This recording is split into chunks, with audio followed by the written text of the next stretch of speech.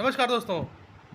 आखिर वो दिन आ ही गया जब इज़राइल की मंशा पूरी हुई और इज़राइल ने जो है चाहता था कि अमेरिका इस युद्ध में कूदे, ईरान को रोके, तो अमेरिका ने वही किया। और आज सुबह-सुबह ही अमेरिका ने जो है ईरान पर सबसे बड़ा हमला कर दिया है और उसकी सबसे स्ट्रैटेजिक साइट जहाँ पे न्यूक्लियर एनरिचमेंट होती थी, जो कि ज़मीन के पहाड़, एक्चुअली वो पहाड़ के नीचे था 600 मीटर।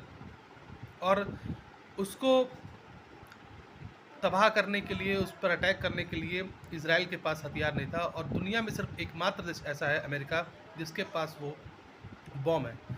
तो अमेरिका ने जब कल रात को मैं जब देखा 2-3 बजे रात के आसपास न्यूज़ आई कि B-2 बॉम्बर उड़ उड़ चुके हैं, तो मुझे तभी शक हो गया था कि ये वही करने जा रहे हैं, अटैक करने जा रहे हैं। लेकिन ये बहुत बड़ा हमला हुआ है और फ़ोर्दो साइट, जो फ़ोर्दो इनका न्यूक्लियर एनरिचमेंट जहाँ पे होता है, और उस साइट पर वो ज़मीन के 600 मीटर नीचे है, ऐसा जैसा कि सूत्र बताते हैं और इंटेलिजेंस रिपोर्ट है। तो अमेरिका ने अपने सबसे घातक विमान B-2 बॉम्बर से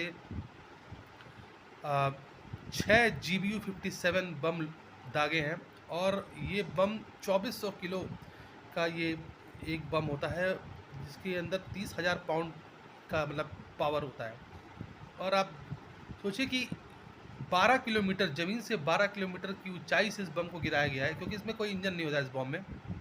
और एक ही जगह पे वो बैक टू बैक 6 बम दागे गए हैं। और एक B-2 बॉम्बर जो है वो इस तरीके के 2 बम को ले सकता है। इसका मतलब कि अगर 6 बम दागे हैं तो इसका मतलब 3 तो B-2 बॉम्बर होंगे। तो बहुत बड़ा हमला किया है, अमेरिका की एंट्री हो चुकी है फाइनली। और ईरान के न्यूक्लियर प्रोग्राम को रोकने के लिए, जैसा कि इज़राइल चाह रहा था, फाइनली वो हो गया।